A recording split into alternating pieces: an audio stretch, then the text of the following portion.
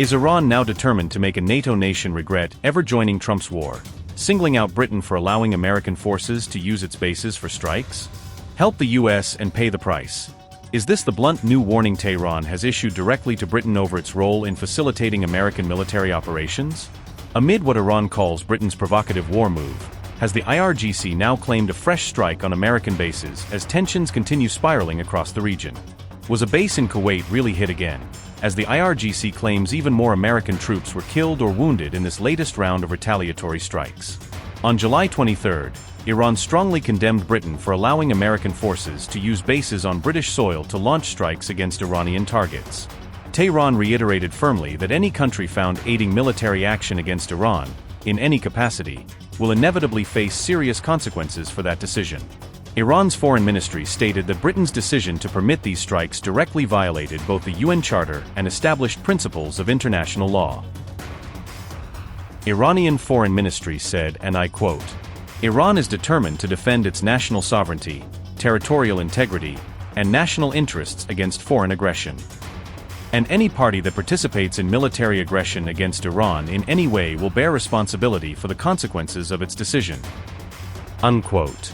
Iran's foreign ministry specifically cited UN Resolution 3314 to legally support its broader argument, accusing Britain of complicity in this aggression.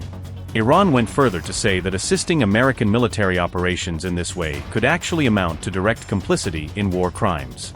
This came just as the UK government issued a formal travel advisory on July 22, urging all British citizens to avoid any travel to Iran whatsoever.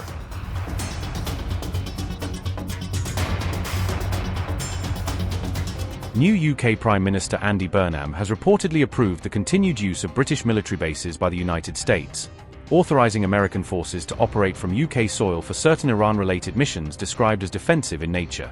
Burnham's decision explicitly allows US forces to use these bases for what London calls defensive strikes against Iran, signaling continuity with earlier policy rather than a sharp departure from the framework set under previous leadership. This shift was revealed after reports claimed Washington had pressured the new Prime Minister to stick with the line taken by Keir Starmer, ensuring that American access to key British facilities would not be interrupted by the change in government. According to those accounts, details of this US pressure campaign were outlined in a Bloomberg report dated July 21 and relayed by Iran International, which framed the episode as part of broader American efforts to lock in Allied support for the ongoing war. Trump and Burnham held their first phone call on July 20, shortly after Burnham entered office, using a conversation to set the tone for their relationship and to discuss how closely the UK would align itself with US strategy on Iran.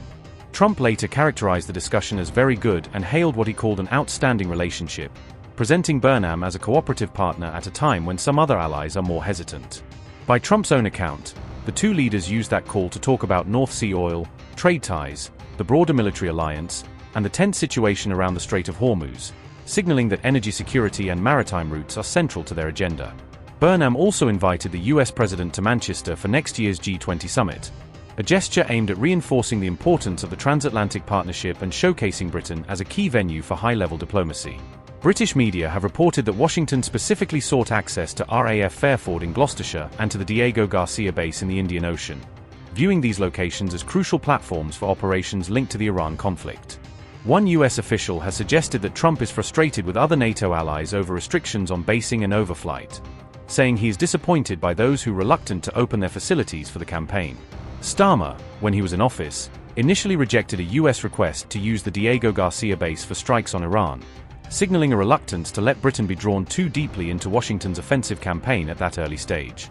That decision angered Trump, who later said he was very disappointed with Starmer's stance, using public remarks to vent his frustration over what he saw as a lack of support from a key ally. The UK government later shifted course and allowed American aircraft to operate from RAF Fairford, giving the US a practical launchpad on British soil for missions that London described as limited and defensive. Since then, RAF Fairford has become a focal point for anti-war protests, with demonstrators treating the base as a symbol of Britain's involvement in the Iran conflict and gathering outside its gates to demand an end to US bombing runs.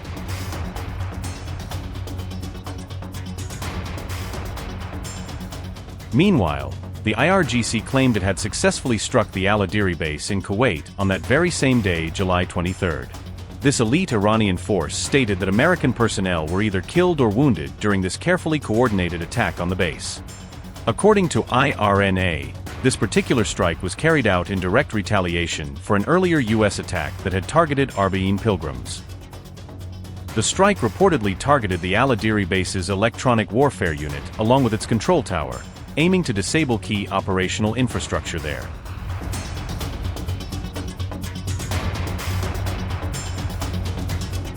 Donald Trump has ordered a 12th consecutive night of U.S. airstrikes against Iran, signaling that Washington has no intention of easing military pressure. The latest wave of attacks marks another major escalation as missiles and warplanes continue striking targets across Iran. U.S. Central Command says the campaign is focused on reducing Iran's ability to threaten commercial shipping in the Strait of Hormuz. U.S. Central Command statement read, and I quote, "At 5:30 p.m. Eastern Time today, U.S. forces began launching more strikes against Iranian military targets at the Commander-in-Chief's direction. The mission will continue to further degrade Iran's ability to threaten civilian mariners and commercial vessels transiting regional waters," unquote. At 10:30 p.m. Eastern Time on July 22nd, U.S. Central Command, CENTCOM, forces completed another round of strikes against Iran for the 12th consecutive night. U.S. forces struck Iranian military targets including maritime capabilities, missile and drone storage facilities, coastal surveillance sites, and air defense assets. The strikes further degrade Iran's ability to attack civilian mariners and commercial vessels. This month, American forces have targeted dozens of Iranian military sites on land while resuming a blockade against Iran at sea.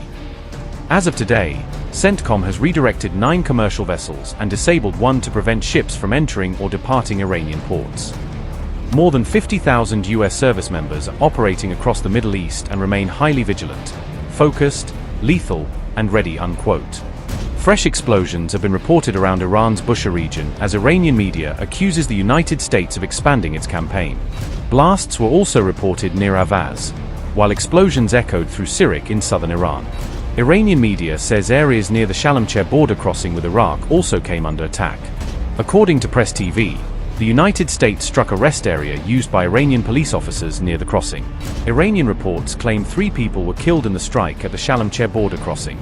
Meanwhile, CENTCOM insists that Iran cannot dictate access to the Strait of Hormuz. U.S. Central Command statement read, and I quote, "Claim, today, Iran's Islamic Revolutionary Guard Corps, IRGC, Navy claimed that it controls exit and entry to the Strait of Hormuz, suggesting that international mariners can only use routes the IRGC prefers. This is false. Fact: Iran does not control the Strait of Hormuz. The international waterway remains open for transit regardless of IRGC threats and attacks. Commercial vessels continue to use the strait with U.S. military support. Since early May, American forces have helped more than 900 ships transit the strait," unquote. The United States says it has successfully escorted hundreds of commercial vessels through the Strait of Hormuz despite repeated Iranian threats. At the same time, Iran's foreign minister is warning that anyone supporting American attacks could also become a legitimate target. Iranian Foreign Minister Abbas Araghchi said, and I quote, "Our defense doctrine is clear: eye for an eye. Any aggression against Iran, including our infrastructure, will compel a powerful and decisive response. Those who contribute to such aggression, whatever the kind of support, will also be considered as legitimate targets," unquote. Iran's top diplomat has delivered one of Tehran's strongest warnings yet, signaling that the conflict could rapidly expand beyond direct US-Iran confrontation. Iranian Parliament Speaker Mohammad Bagher Ghalibaf said, and I quote, "The equation of this war is clear: either all or none. In a region where we do not sell oil, no one will sell oil. If our security is not ensured, no infrastructure will be safe, and the security of the strait is in the absence of American forces. We have repeatedly said that the situation of the strait will not return to pre-war conditions," unquote. Iran is warning that the latest US strikes will be met with an even stronger response. Initial reports also indicate explosions near Jordan's Aqaba port, raising fears that the conflict is spreading even further. The IRGC has also claimed responsibility for a drone raid targeting US military facilities in Kuwait. Kuwaiti air defenses remain on high alert as they continue intercepting hostile drones. The Kuwait Army statement read, and I quote, "The Kuwaiti air defenses are currently confronting attacks by hostile drones, following the sinful Iranian aggression." The General Staff of the Army notes that any explosion sounds, if heard, are the result of air defense systems intercepting the hostile attacks. Everyone is requested to adhere to the security and safety instructions issued by the competent authorities. Unquote. Meanwhile, Yemen's Houthis say they have launched fresh attacks on 2 Saudi oil tankers. The group claims both vessels violated what it describes as its naval blockade. The Yemeni armed forces carried out a qualitative military operation targeting 2 Saudi oil tankers that violated the blockade imposed by the armed forces in the Red Sea. One tanker was named Celia and the other is Layla, and the operation was carried out by a number of ballistic and cruise missiles, as well as drones. The strikes were precise thanks to Allah's grace and assistance, and resulted in a large fire broke out on both vessels. In the same context, the Yemeni armed forces forced approximately 10 ships to retreat and return. The armed forces will continue their naval operations against the Saudi enemy and will persist in enforcing the siege for a siege equation. We affirm to the Saudi enemy that any follow aggression targeting our country will be met with large-scale operations deep within its territory, and the consequences will be dire for it by Allah's will and power. The United Kingdom Maritime Trade Operations confirmed an incident southwest of Saudi Arabia's Al-Shuqaiq. British maritime authorities said no casualties or environmental damage have been reported so far. From the Strait of Hormuz to the Red Sea, the conflict is now expanding across multiple strategic waterways.